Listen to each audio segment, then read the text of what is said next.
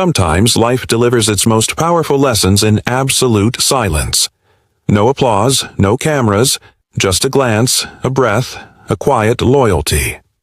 This is the story of a man thought to be long past his purpose, and of a forgotten hero whose presence would prove that purpose never truly fades.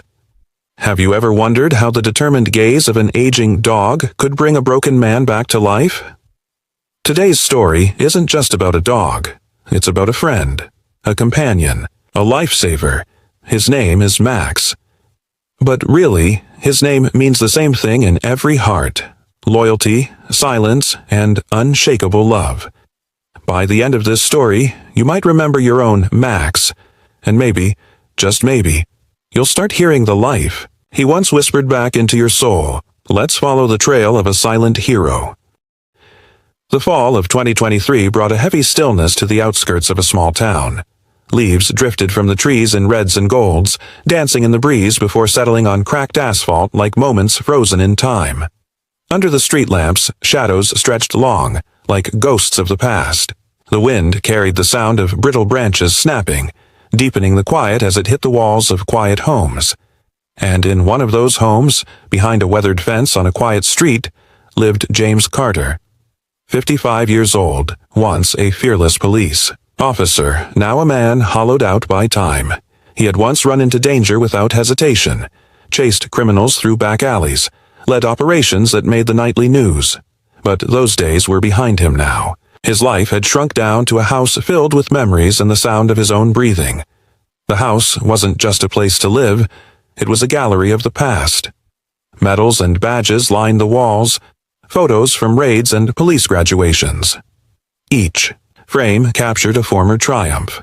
But to James, those victories now weighed heavy, reminding him not of pride, but of everything that had been lost. He wasn't truly alone, though. Not entirely.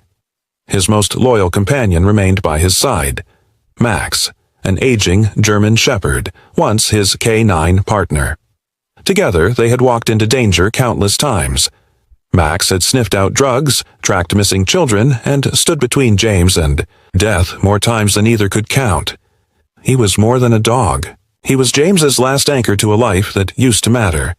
But time hadn't spared Max either.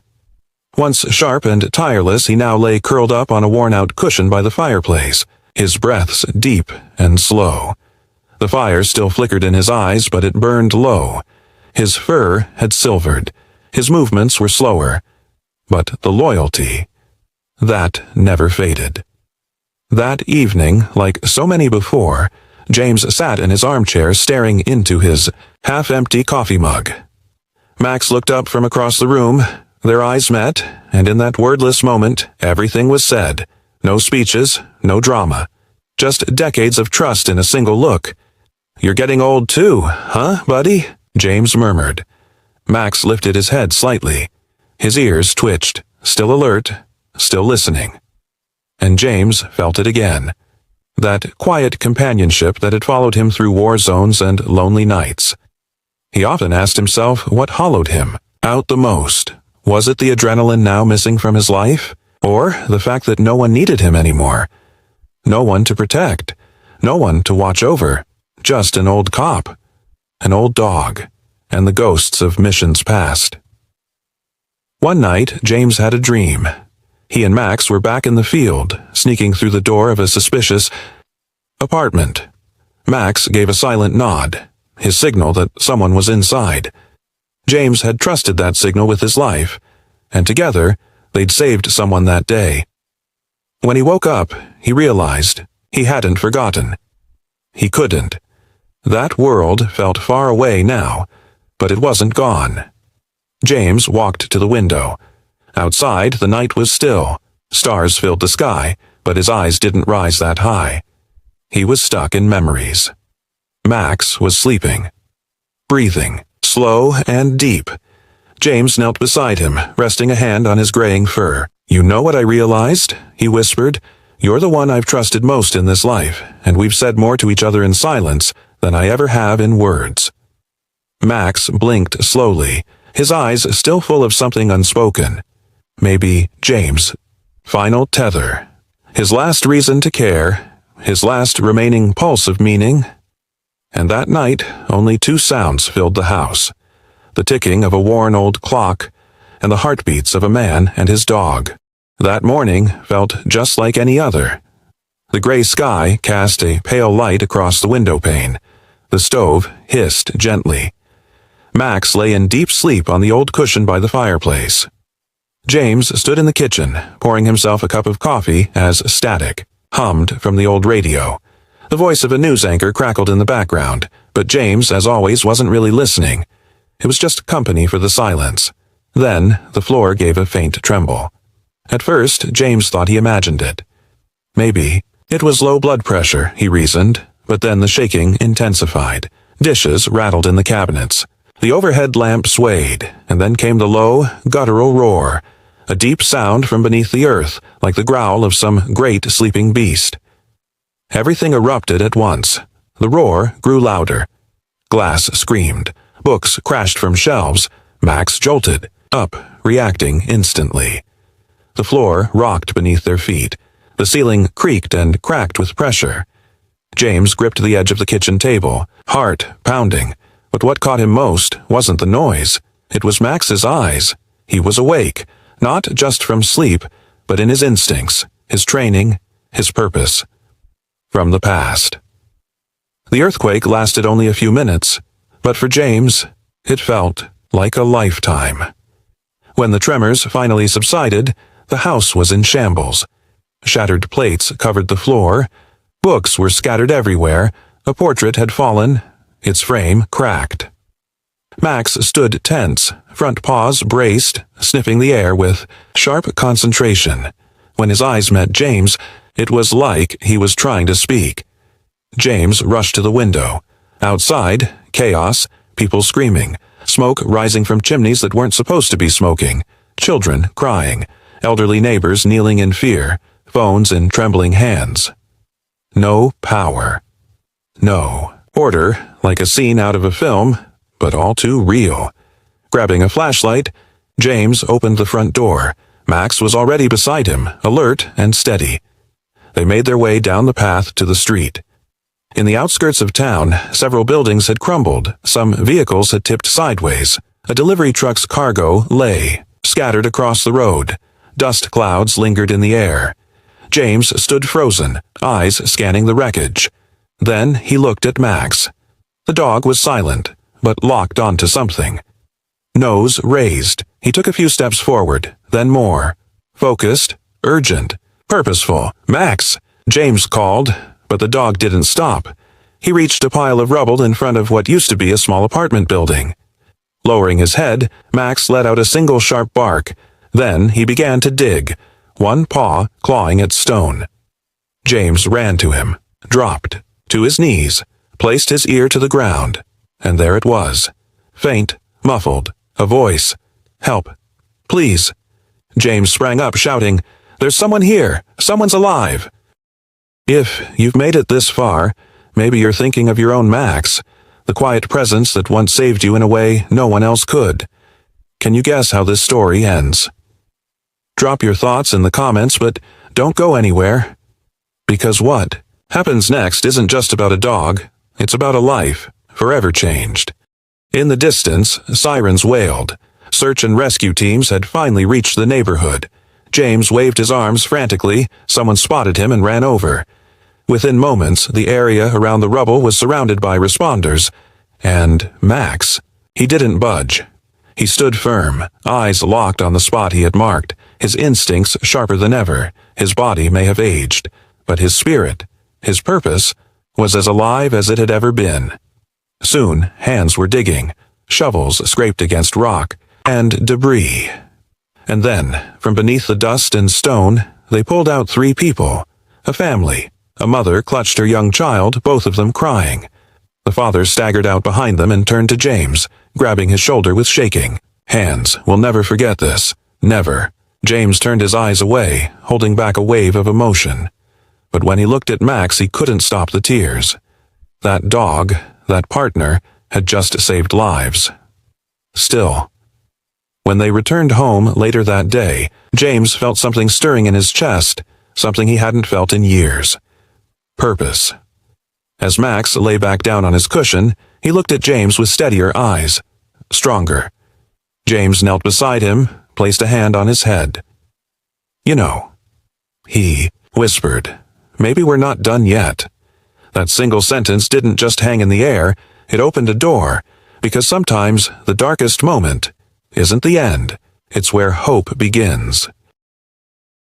In the days that followed the earthquake, the rhythm of the town changed completely.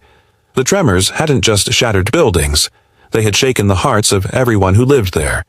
People spoke softer, moved slower, but they also drew closer. Neighbors no longer just waved, they knocked on doors with tea and food. They sat together, shared more than just space. And at the center of this new rhythm were two familiar faces, James Carter and his dog, Max. Something had awakened in James. That day, when Max led him to the family trapped beneath the rubble, hadn't just reminded him of who he used to be. It had shown him he could still be that man. Still useful. Still needed, and most of all, it reminded him that Max still had the fire inside him, the instincts, the loyalty, the unwavering courage. So James made a decision. The following week, he walked into town hall and asked to volunteer with the local search and rescue team. The clerk blinked. "You're a retired officer?" James smiled. "And that old dog?" the woman asked, looking at the form he'd just filled out. "He still works?" James looked her straight in the eye. "He saved 3 people last week." She didn't ask again. Their first assignment came just a few days later. A collapsed aqueduct on the edge of a nearby village had trapped several farm workers. As the sun dipped below the horizon, casting a violet-gold glow across the hills, the team gathered their gear. James and Max stood at the front of the line. Max, though slower, was laser-focused. He moved deliberately around the edges of the rubble. He sniffed, paused, listened. Every so often he froze, nose in the air, ears perked, reading the earth like an old language he'd never forgotten. A child reached out to pet him. The mother gently pulled the child back. "He's working," she whispered. "He's on duty." And he was. At one point, Max stopped completely, lowered his head, let out one short, sharp bark. James was already moving. He knew that signal. He didn't need a leash, didn't need words. He just knew. The rescue team gathered, and when they dug at the spot Max had chosen, they found someone. Then another. Then another. 3 people. 3 more lives. All because of Max.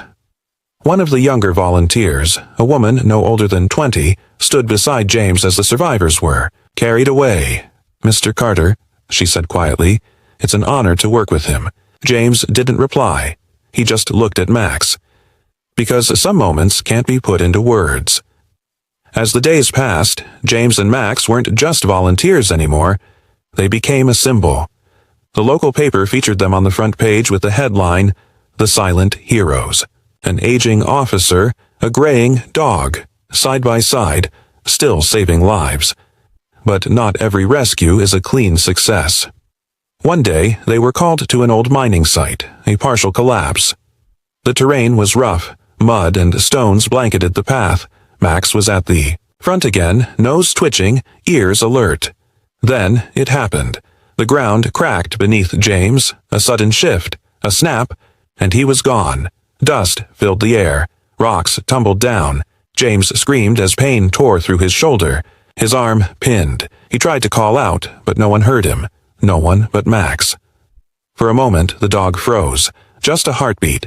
Then instinct kicked in. He ran to James, sniffed, assessed, then sprinted away. Max found the team's leader, barked wildly, bolted back toward the collapsed section, then returned again, over and over, until they understood. "Follow me." They did. Within minutes, they found James, his arms still trapped, his body bruised but his eyes open. Smiling.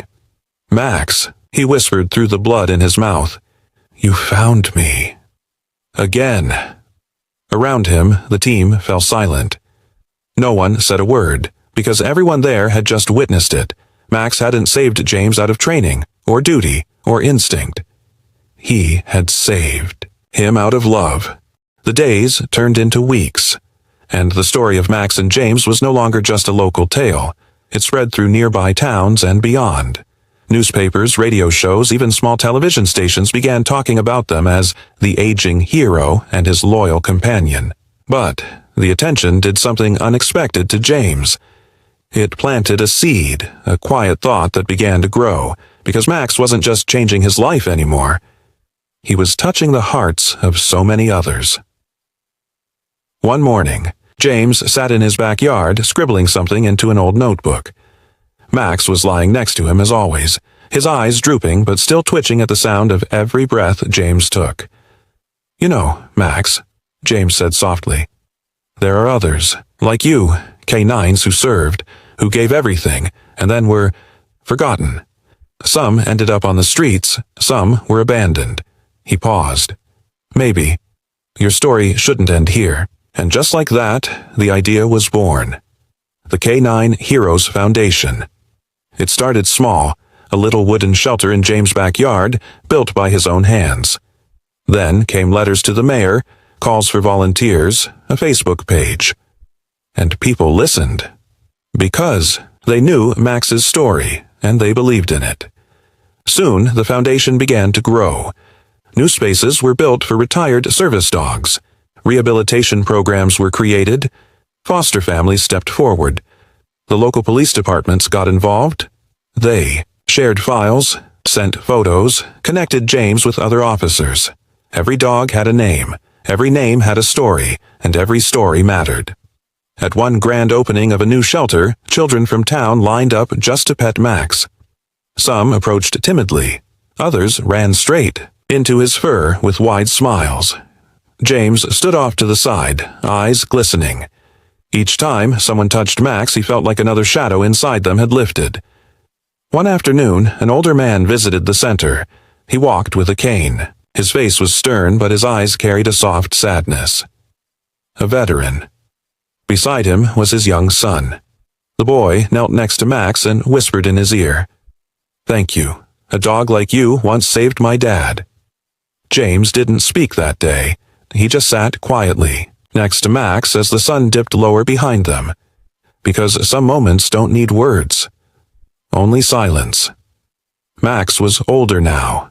His movements slower, his naps longer. But every morning, he still climbed onto a small stone near the edge of the yard. From there, he'd gaze out over the town. James had placed a plaque on that stone.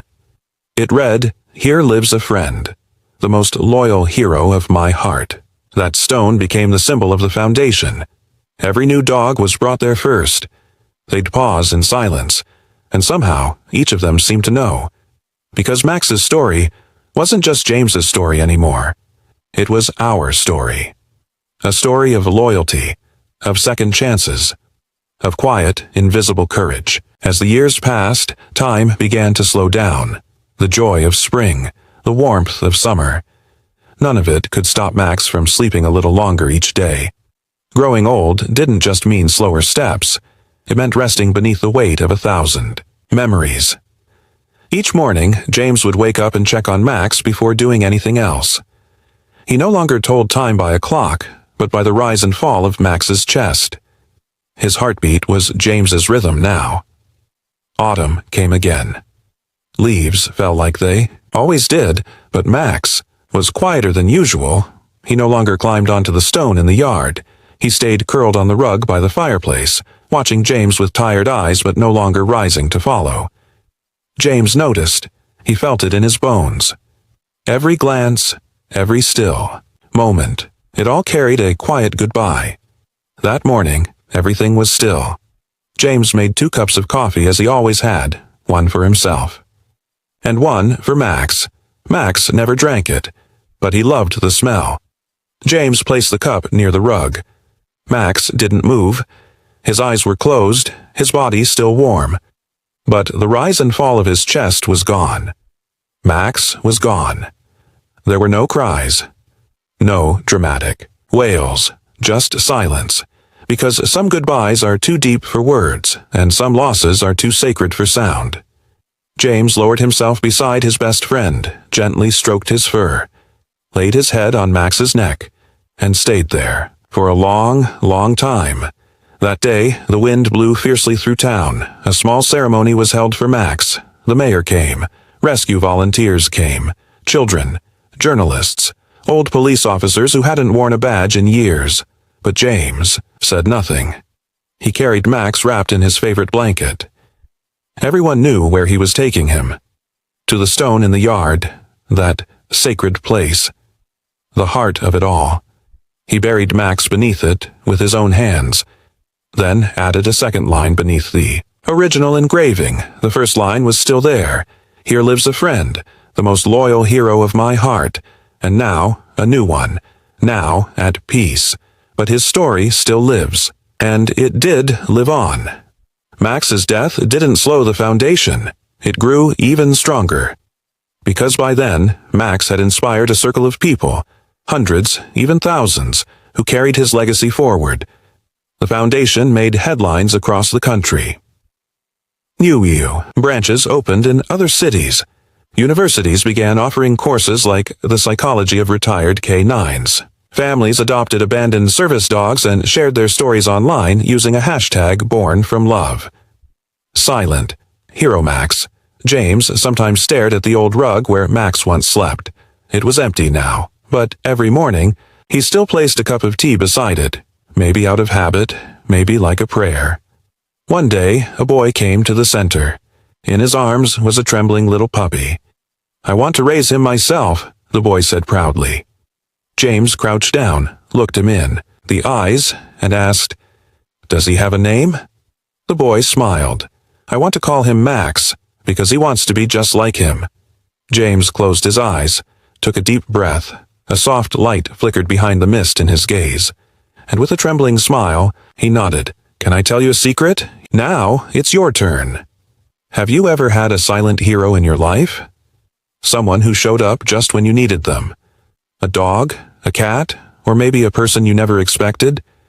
Share your story in the comments, because your words might be the light someone else needs to see today. And if this story moved you, please like the video and subscribe to our channel, because sometimes one story can save a life. And remember, real heroes don't speak. They just show up. They love. And they change everything. Forever.